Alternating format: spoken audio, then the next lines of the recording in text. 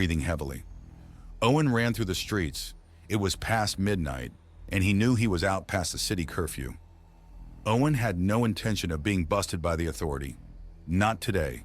If he got caught, they'd either put him to death or place him in one of those work camps or something. But either way, he'd never see his wife again. Owen cut down a corner and then another. The air was hot and sticky even though the sun set hours ago. The blasted sun was turning into a gas giant, and it was nearly unbearable to be out during the day without an expensive UV suit on. Owen turned quickly and saw the lights behind. He cut to the left and realized quickly to his dismay that this alley was a dead end. He heard the whirring of the drones. His heart thumped. Owen turned quickly, not knowing which way to go. He looked up. The drones were too close. He saw a door. He turned the knob. Shit, it was locked. He pounded on the door, hoping to measure his worth with some stranger's kindness. Owen heard voices nearing in on him. He went this way. Copy that. The drones are closing in too. Shit, Owen said aloud. Owen reached into his pocket. He pulled out his smuggled revolver. Having this weapon alone would lead him to his death. He popped the cylinder out. 2 bullets. He had to make it count. He looked up again and realized the drones were circling him. A light rounded the corner and shined brightly at his face. Owen quickly stood behind an alley dumpster, poised to shoot at the authorities' armor-plated suits, hoping to do some sort of damage. Sweat poured down his face. This poisoned world. Owen hadn't had a clean cup of water in 4 days. He was exhausted. Owen was born into a world without fresh water. All of that seemed like a forbidden thought now. Who cares? Owen was going down fighting. He knew that. He had to. Just then the door to the alley opened. It was a young man in his early 30s. His hair was green and mohawked in the center of his head. Tattoos sleeved up each arm, from knuckle to shoulder, some sort of colorful gibberish. He shoved his head out of the door and looked down the alley, then at Owen. "Are you coming or not?" The man didn't have to tell Owen twice. Owen darted toward the door quickly just as a bullet from the drone whizzed past his head. Owen ran into the man, but he gained his composure enough to close the big metal door tight. His savior yelled, "Help me with this!" He was pushing a huge couch across the door. Owen stood dumbfounded for a few moments before helping him force the huge couch over. Breathing heavy again, Owen motioned to the man. "Thanks. We're not out of this yet, compadre. Quick, follow me." The guy led him down a hallway into a room on the far side of the building. Owen looked around the dimly lit abode. Lights flickered all around. The air was damp. Water dripped from exposed pipes. "I'm Techno, by the way." He grabbed a flashlight sitting on a rusted toolbox and turned it on. The light sputtered to life as he led the way deeper into the building, down some stairs.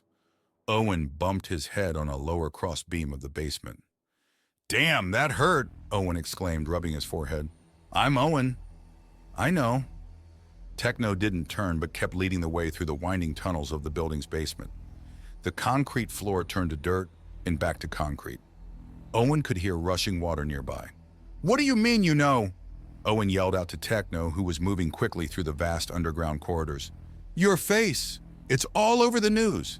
I could tell by the live feed of the drones. You were headed my way. You're lucky you cut down that alley when you did. Who are you?" "I told you, I'm Techno," he said flatly, stopping all of abruptly.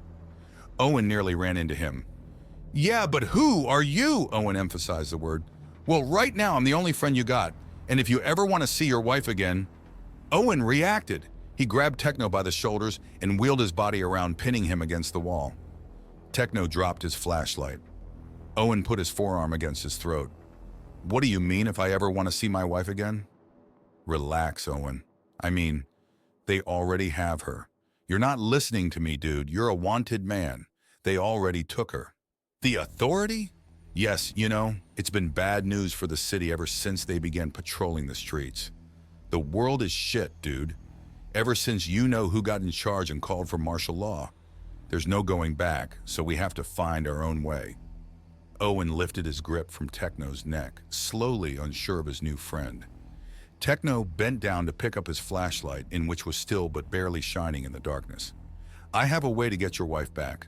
but you're going to have to trust me. Trust you? I mean, do I have a choice at this moment?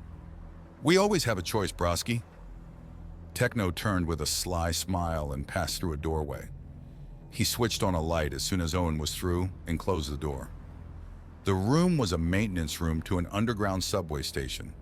Everything looked standard, run down but standard, except for one thing. There was a large computer set up in the center of the room. What is that? Owen walked over to the large machine.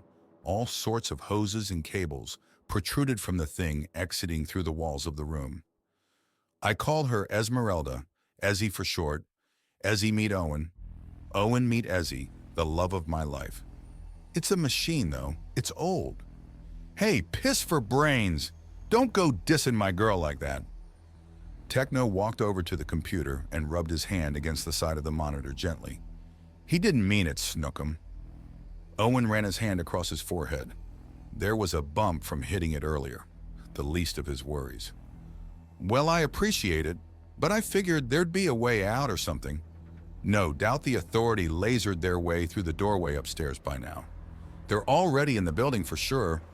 Techno flipped switches on a panel as he spoke, but we won't be for long. What are you? Owen's question was cut short when the monitor came to life.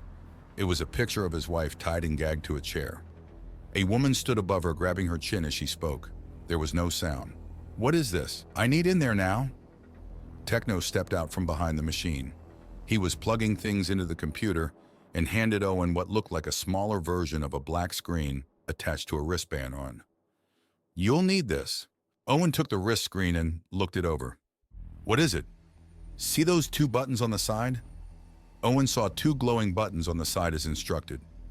Yes, what do they do? Put the watch on. How is this a what? Shut up and listen. You do not have much time. Now put it on. Look at Ezzy's screen. I want you to focus on the screen. I'm going to still the footage. Owen put the watch on. When he did, he felt two pinpricks entering his wrist. Ouch! What the hell is this? Stop whining. When you focus on the still picture, you will be taken to the room where your wife is being held. You'll have exactly 41 seconds to get her out of there. She has to be touching you. The watch acts as a teleportation device. When you push the top button on the side twice, it will show you the room you are standing in now. When you push it 3 times, the watch will show you a place outside both rooms. Most of the time, it's a better place than here.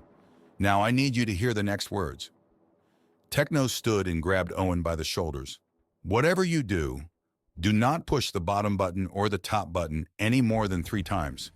It has not been tested.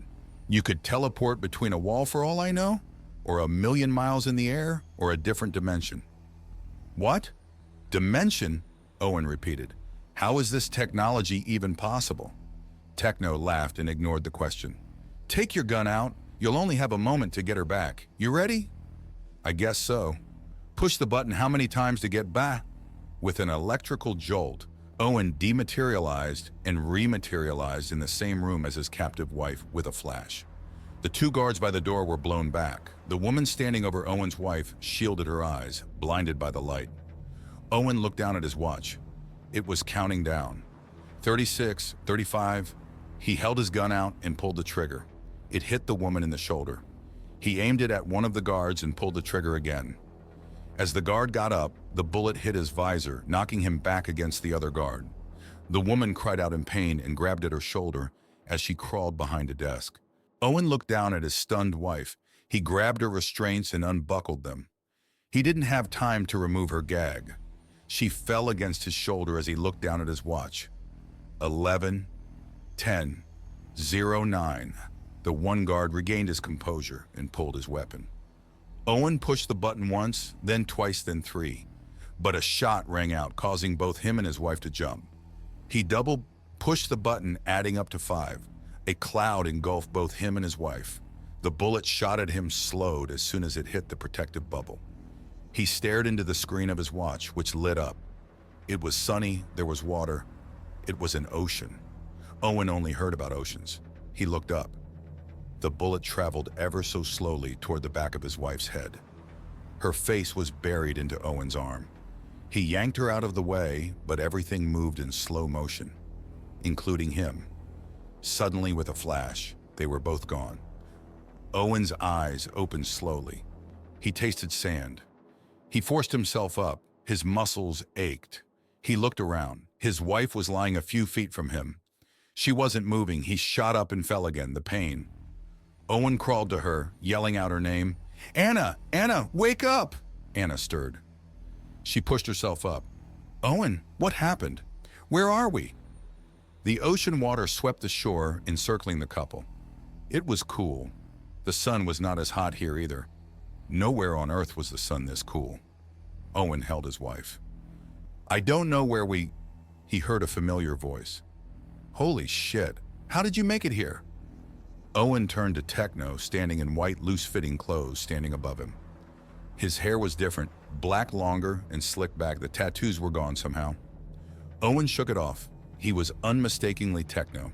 "I've been living on this island for 3.5 years, give or take. I lost track of time. That's neither here nor there with these nice people." Techno pointed behind him at the handful of people. Men, women, older people, children even. Owen and Anna still lying on the beach holding each other and looking at all the smiling faces. One of the older women ran up to the couple with a thermos of fresh water. She held it out and eyed the jug incredulously. "You poor dears, please drink. Be careful, it's really cold." Anna snatched the thermos a bit more abruptly than intended, but forgiveness could be asked for later. She took a gulp, then handed it to Owen. He looked at the thermos for a few seconds, and his wife pushed the bottom up toward his lips. The fresh, sweet water encased his chapped tongue. Owen couldn't help but inhale the water. He pulled the thermos off his lips in between mid-gulp and pushed it back toward his wife. She also took the much-needed liquid into her stomach. "Easy, you two. There's plenty more where that came from. I don't want you to get sick. You must be famished." "Gerald," the woman called to her husband. "Lay out the table for our guests." A man turned with a smile and made his way toward the straw huts near the tree line. "My name is Elizabeth. If there is anything you need, my husband and Gerald and I can help you." Anna spoke next with a smile. "Thanks, Elizabeth. My name is Anna and this is my husband, Owen. I do apologize, we are a little worse for wear right now." "Nonsense," Elizabeth kindly scolded with a smile. "You two is all young Techno ever talked about in our little paradise for years." Techno held out a hand and Owen took it. He pulled his wife up with him. Owen looked at Techno. "I just can't believe after all this time you made it. I thought sure you were dead. I don't understand how you lived here for 3.5 years. I was only gone for a few seconds." Owen stumbled through the sand with his Anna's arms wrapped around his waist. Wormholes are tricky mistresses. What can I say? The three walked up to the main hut, followed by the other people on the island. The sun was setting and the cool air rushed in from the ocean. "You know, I only heard about the ocean. It's louder than I thought it would be."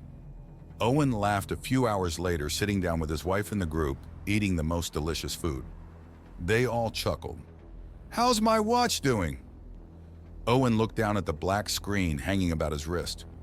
"Oh man, it was literally a lifesaver, but I'm afraid it doesn't work anymore." "Maybe I can get it to work then. Who knows?" Techno took a swig of fruit wine out of coconut shell. Throughout the night, the clan became more drunk and very happy with their new surroundings and friends. Elizabeth showed the couple where their room was. A very nice woven hammock hung in the center. She closed the door gently, leaving Owen and Anna to settle in. "My goodness, babe. Everyone here seems so nice." Owen fluffed a pillow on the hammock before sliding into it carefully. "I know. We are blessed to have found this group. This area is so amazing.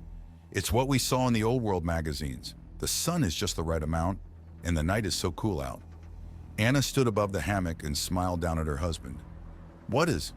Owen felt something jabbing his lower back on the hammock. He reached down and it was a photo. He sat up and looked at it closer. "What is it, honey?" His wife leaned in. "It's the city we just came from. It looks like the same." The world around Owen flickered. He gripped the edge of the hammock, but when he twisted his body, he fell out and hit the floor. He stood, but he was not in the hut anymore. His world changed dramatically around him. He was in the very alley where the authority was closing in on him. "What the hell, Anna? Anna!" he yelled as he turned. His wife was nowhere to be seen. "He's over here. Copy. Closing in." He heard the voices over the radio just as a shot rang out. He didn't feel the pain at first, but he felt the blood dripping onto the alley ground. Owen fell to his knees and his face hit the ground. He saw a set of shiny authority boots walking up to him. Owen could barely keep his eyes open. The pain was setting in now. He managed to crank his neck to look up at the man standing over him, but he didn't need to. He knew who it was when he spoke. "Hello, old friend. You almost got away." Techno smiled ear to ear. "Don't worry. You're home now." Techno reached down and took his watch from Owen's wrist, just as his eyes closed.